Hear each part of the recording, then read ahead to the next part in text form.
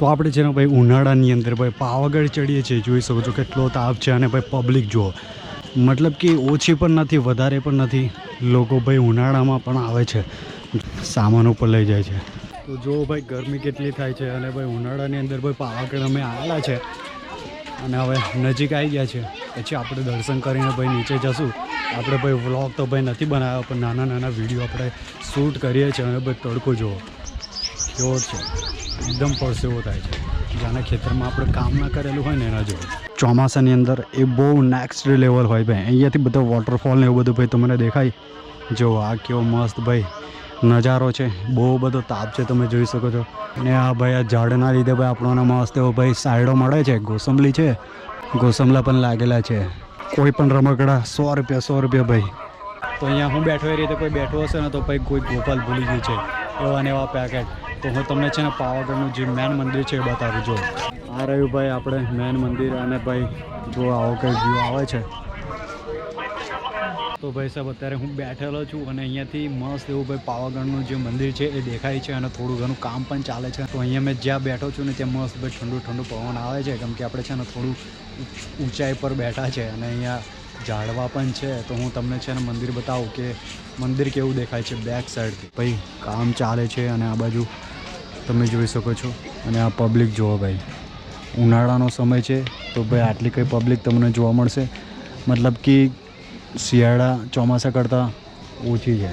જો આ લોકો ભાઈ રિટર્ન આવે છે અને હું મસ્ત અહીંયા ભાઈ બેઠો છું, કેમ કે બીજા લોકો પાછળ છે અને હું આગળ છું.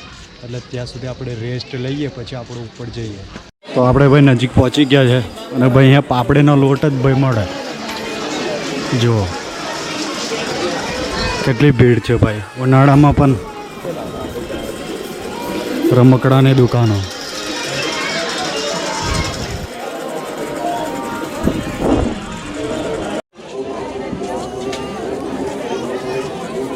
તો આપણે છે ને ભાઈ ઉપર ચડી ગયા છે અને બહુ બધો તાપ છે, તમે જોઈ શકો છો ભાઈ.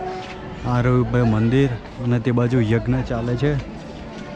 અને કંઈ આવો ભાઈ આ નજારો છે. અને નવી ભોજનાલય ભાઈ અહીંયા બની છે, તમે જોઈ શકો છો. ત્યાં છે ભોજનાલય. અને આ ભાઈ તળાવ જોઈ શકો છો તમે. બધા લોકો આવે છે, ઉતરે છે. હજુ આપણે ચડવાનું છે હજી.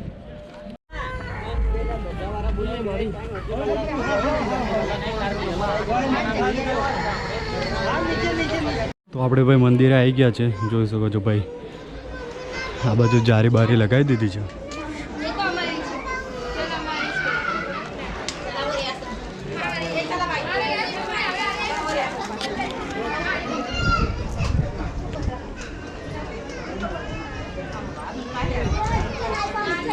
તો આપણે ભાઈ મંદિર આવી ગયા છે. આ જો ગેટ અને આ ભાઈ આ જો રથ કેવું છે મસ્ત. તો આપણે પહેલાં દર્શન કરી લઈએ, પછી આપણે નીચે જઈએ.